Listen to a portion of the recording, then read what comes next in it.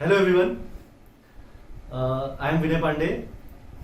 Students, आज आपको लग रहा होगा कि जो मेरे वीडियोस के जो बाकी जो वीडियोस रहते हैं उसमें मैं बोर्ड पे मार्कर लेकर के कोई ना कोई क्वेश्चन या एकेडमिक का या हायर एजुकेशन का कोई ना कोई क्वेश्चन मैं कराता रहता हूँ।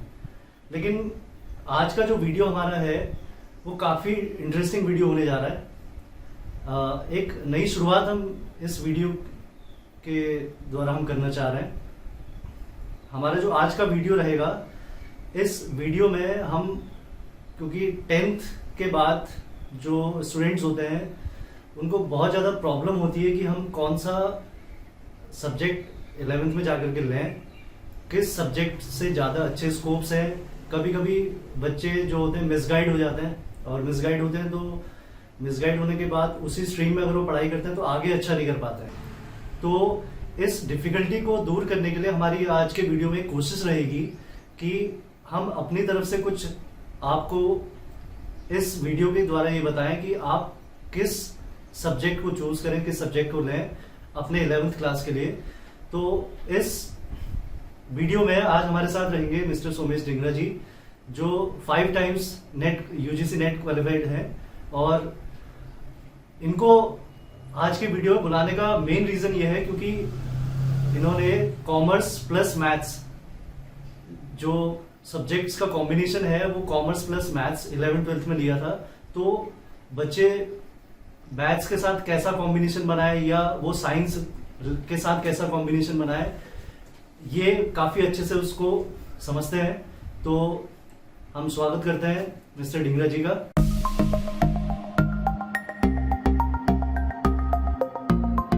So first of all, I would like to thank Vinay sir for giving me this wonderful opportunity. तो मेरे प्यारे व्यूअर्स, मैं सबसे पहले विनय सर का धन्यवाद करना चाहूँगा जो उन्होंने मेरे को ये अवसर प्रदान किया कि मैं अपनी नॉलेज को अपने प्यारे स्टूडेंट्स के साथ, व्यूअर्स के साथ शेयर कर सकूँ। तो सबसे पहले मैं व्यूअर्स को ये बताना चाहूँगा कि ये जो सेशन रहेगा हमारा, ये बाइलिंगुअल रहेगा, ताकि जो हिंदी मीडियम के बच्चे हैं वो भी इस सेशन को इजीली देख सकें और ज्ञान प्राप्त कर सकें। तो सर, क्योंकि आपने 11th में मैथ्स प्लस कॉमर्स सेलेक्ट किया था, तो मेरा सीधा पहला स्ट्रेट क्वेश्चन आपसे ये रहेगा कि कोई भी स्टूडेंट कॉमर्स के साथ मैथ्स क्यों ले? Sir, very good question, and as I think so this question arises in the mind of every student. जैसा कि आप सभी जानते हैं कि हर एक इंडिविजुअल को, हर एक स्टूडेंट को 10th के बाद 11th क्लास में एंटर करते ही अपने सब्जेक्ट चूज करने पड़ते हैं। तो ऐसी कंडीशन में सिलेक्शन जो है एक बहुत ही टफ स्टेज होती है। चाहे वो क्लास 6th के बाद बच्चे का स्कूल चेंज करने का सिलेक्शन हो, चाहे वो उसका हॉस्टल ज्वाइन करने का सिलेक्शन हो, या फिर कोई भी डिसीजन लेना किसी भी स्टूडेंट के लिए, इवन टीचर्स के लिए, कोई भी इंडिविजुअल के लिए कोई भी डिसीजन लेना क्या होता है, बहुत टफ होता है। इफ फ्रैंकली स्पीकिंग मैं अपनी बात करूं तो क्योंकि मेरे फैमिली मेंबर्स फाइनेंस से रिलेटेड थे और मैं थोड़ा बहुत फाइनेंस के बारे में जानता था और कॉमर्स सब्जेक्ट मैंने ऑप्ट किया था, तो कॉमर्स में फाइनेंस का, मैथमेटिक्स का बहुत ज्यादा रोल है। इसीलिए मैंने ये ऑप्ट किया कि कॉमर्स के साथ मैथ्स मेरे लिए बेनिफिशियल रहेगी। साथ ही साथ मैं क्लियर करना चाहूंगा सर, जितने भी स्टूडेंट कॉमर्स सब्जेक्ट को लेते हैं उन्हें कभी भी मैथमेटिक्स से घबराना नहीं चाहिए। कई लोगों के मन में ये बहुत डर बना रहता है कि मैथ्स, फिगर्स, स्पेशली एक्स और वाई बहुत ही डिफिकल्ट है। तो बिल्कुल भी घबराने की बात नहीं है। जब भी आप जीवन में आगे बढ़ते हैं तो मैथ्स तो आपके साथ रहेगी ही रहेगी, मैथ्स से कभी भी घबराने की जरूरत नहीं। सर, अब मेरा जो दूसरा क्वेश्चन आपसे है, होता क्या है 10th तक बच्चों का एक ट्रेंड चलता रहता है कि हमको पढ़ना है, मैथ्स पढ़नी है, साइंस पढ़नी है, नेक्स्ट क्लास के लिए प्रिपेयर होना है, फिर अगली क्लास में जाना है।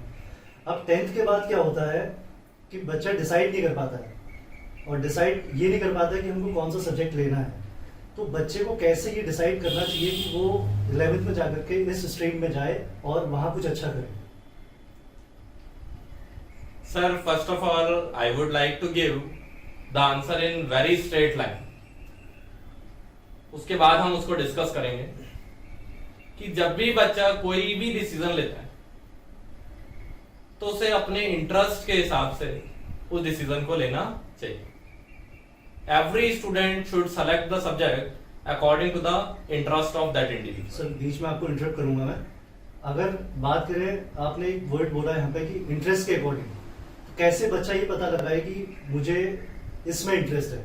कैसे उसको, क्योंकि 10th में बच्चा इतना मेच्योर नहीं होता कि वो अपने इंटरेस्ट के बारे में डिसाइड कर सके, तो वो उसको थोड़ा सा और अच्छे से एक्सप्लेन करें तो अच्छा रहेगा.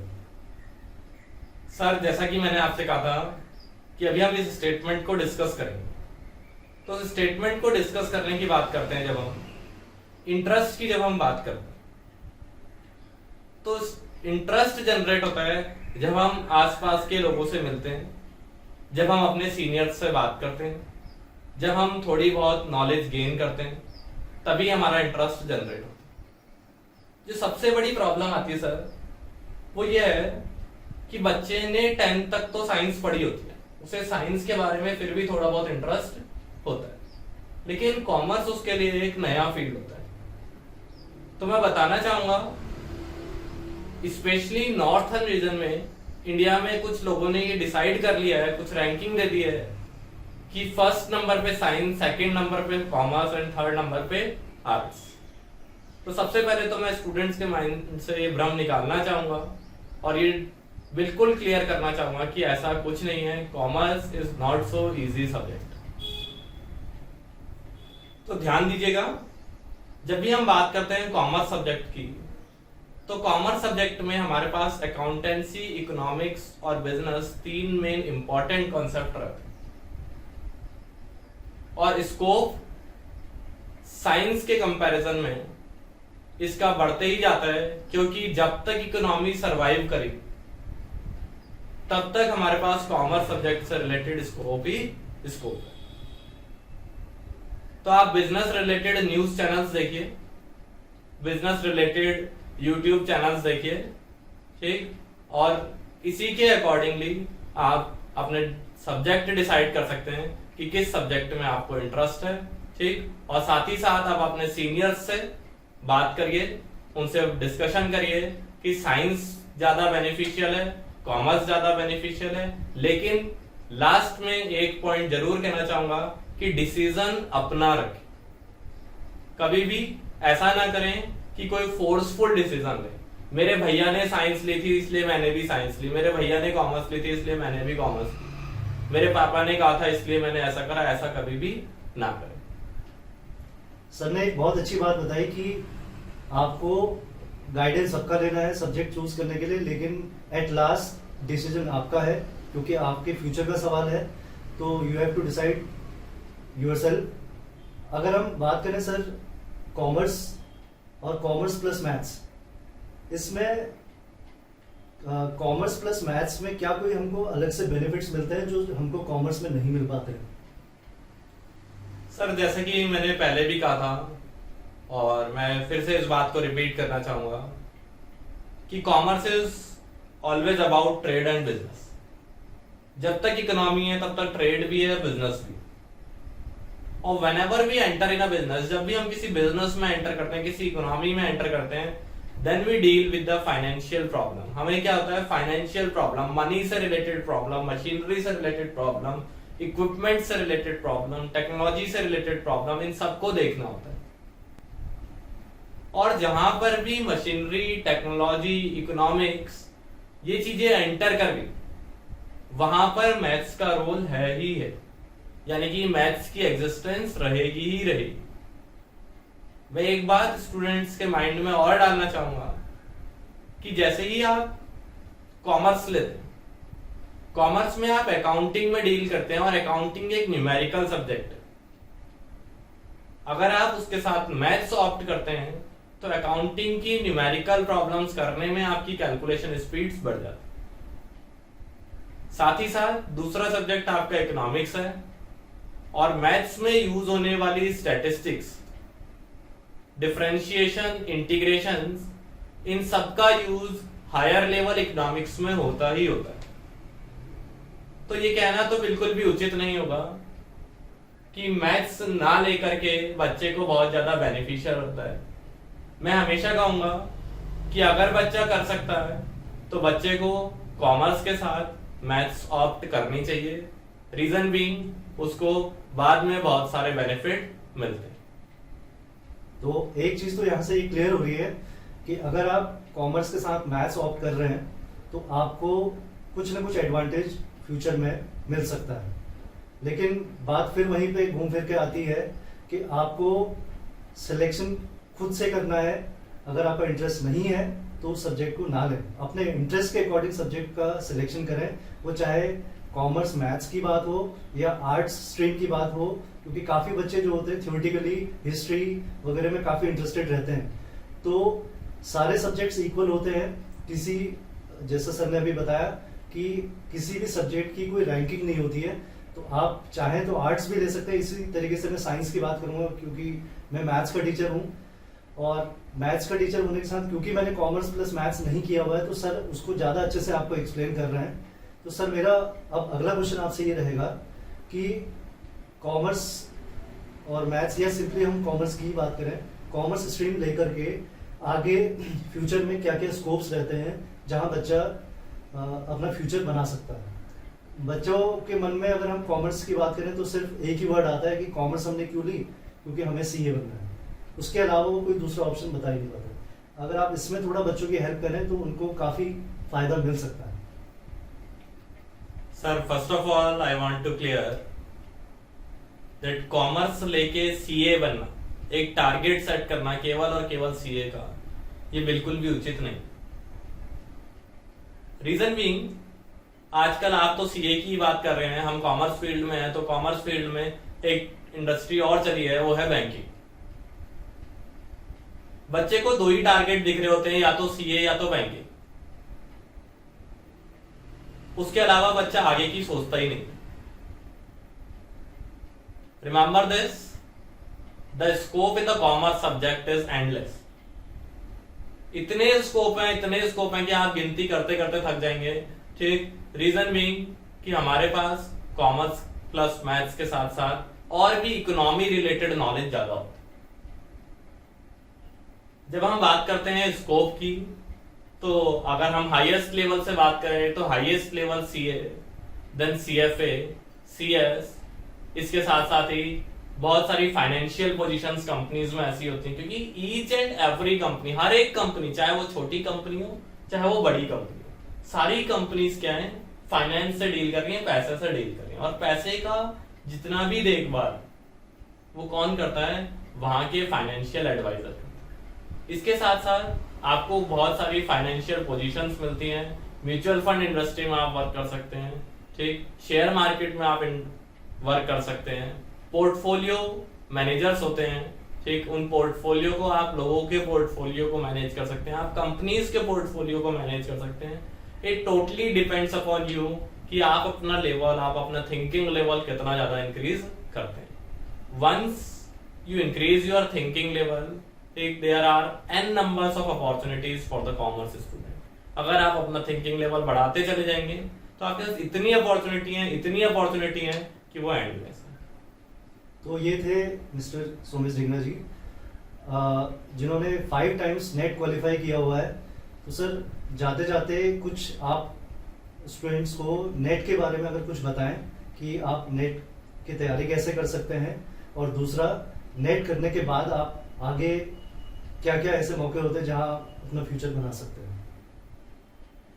सर सबसे पहले तो कई बच्चों का नेट का इंटरनेट के साथ लिंक, कई लोग उसको सेम समझते हैं जिनको इस फील्ड में नॉलेज नहीं होती। और सबसे पहली बार जब मैंने भी खुद यूजीसी नेट के बारे में सुना था तो मैं भी उसे इंटरनेट से ही रिलेट कर। तो सबसे पहले मैं ये डिफरेंस क्लियर करना चाहूंगा, यूजीसी नेट क्या है। यूजीसी नेट केवल और केवल एक एग्जामिनेशन है जिससे हम क्वालिफाई हो जाते हैं किस चीज के लिए, अपनी असिस्टेंट प्रोफेसर की जॉब के। तो इसको क्वालिफाई करने के लिए ज्यादा कुछ नहीं, हमें केवल अपने बेसिक्स क्लियर करने की जरूरत है। अगर हमारे बेसिक्स स्ट्रांग है, हमारे को सब्जेक्ट की नॉलेज है, 11th की, 12th की, ग्रेजुएशन लेवल की, पोस्ट ग्रेजुएशन लेवल की, तो हम इसको इजीली क्लैरिफाई कर सकते हैं। अब बात करते हैं कि अगर हम क्वालिफाई कर लेते तो उसके बाद क्या रिजल्ट होगा। अगर हम क्वालिफाई कर लेते हैं तो हम एलिजिबल हैं किसी भी कॉलेज में असिस्टेंट प्रोफेसर की पोस्ट पर वर्क करने के लिए, either it is private college और इट इज गवर्नमेंट कॉलेज। तो अगर मेरे को गवर्नमेंट कॉलेज की बात करें तो गवर्नमेंट कॉलेज में जैसे ही पद खाली होते हैं वैसे ही नियुक्तियां होती हैं, और उन नियुक्तियों के लिए कई बार आयोग से टेस्ट होते हैं और अदरवाइज कुछ यूनिवर्सिटीज अपना टेस्ट कराती हैं, ठीक, और वो पद फिल किए जाते हैं। तो ध्यान दीजिएगा, यूजीसी नेट केवल और केवल एक एंट्रेंस एग्जाम है, किस चीज के लिए, जिससे हम एलिजिबल हो जाते हैं, ठीक, किस लिए, एक असिस्टेंट प्रोफेसर के वर्क पर कार्य करने के लिए। This is all about UGC net and the commerce stream. इसमें एक चीज मैं और ऐड करना चाहूंगा कि अगर आप सपोज कॉमर्स प्लस मैथ्स ले लेते हैं 11th-12th में, और 12th के बाद आपका मैथ्स में एक तरीके से इंटरेस्ट और अच्छा अगर हो जाता है तो आपका एक ऑप्शन और खुल जाता है, क्योंकि आपने 11th-12th में मैथ्स पढ़ी है, तो आप ग्रेजुएशन और पोस्ट ग्रेजुएशन मैथ्स से कर सकते हैं। एंड अगेन जैसे आपको सर ने बताया कि आप मैथ्स से भी नेट का एग्जाम क्लियर करके असिस्टेंट प्रोफेसर के लिए एलिजिबल हो सकते हैं और आप पीएचडी अपनी कर सकते हैं। तो ये थे मिस्टर सोमेश डिंगरा जी, जिन्होंने आपको बहुत सिंपल से लैंग्वेज में बताया कि आपको 11th में जाकर के कॉमर्स अगर लेनी है तो क्यों लेनी है, या कोई भी सब्जेक्ट अगर आपको ऑप्ट करना है तो कैसे करना है और क्यों करना है। आई होप आपको हमारी वीडियो पसंद आई होगी। Thank you so much.